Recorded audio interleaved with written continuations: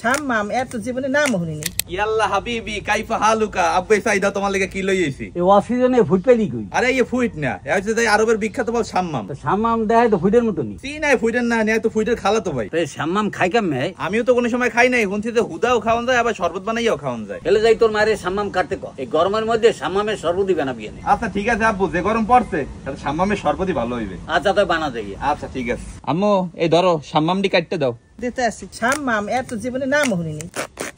দেখছো ভিতরে একালে ফুইডেন না হানি আম্মু। এই নাও একদম খাই দাও, কেমন লাগে? দাও খাই দেখি। কি নাম লাগে আব্বু? খাইতে ওই কাঁচা কচকচে ফুট আছে না, হেরে মেরি লাগে, তবে মিষ্টি একসের। এই মজার ফল আমি এল্লা খামু, তুই একটু খাই দাও। কি আম্মু কেমন লাগে বিদেশি ফল?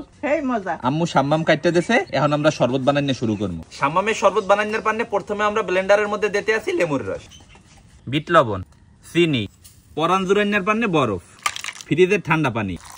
এখন সবকিছু একলাগে ব্লেন্ড করতে হইবে। টান টান টান টান ব্লেন্ড করা হয়ে গেছে, এখন খালি পরিবেশন করার পালা।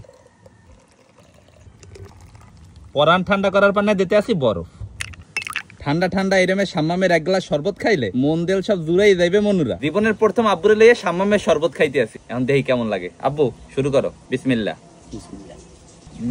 রোজার সময় ফুইরের শরবত বানাইলাম আব্বু, একটা ঠিক হেরেমের লাগবে। হেরে মেরি লাগে রবিন, আমরা দুইজনে খাইতে, তোর মার লেগে থুইছো? আম্মুর লেগে থুই দিস তো। আচ্ছা এই শাম্মামের শরবত যদি আমি রেটিং দেই 10-এর মধ্যে 8 পাইবে। আব্বু কত দেবা? আমিও 8 দেব। তো আপনারা চাইলে কলম এরমে শাম্মাম দিয়া শরবত বানাই খাইতে পারেন, মোটামুটি কলম ভালোই মজা।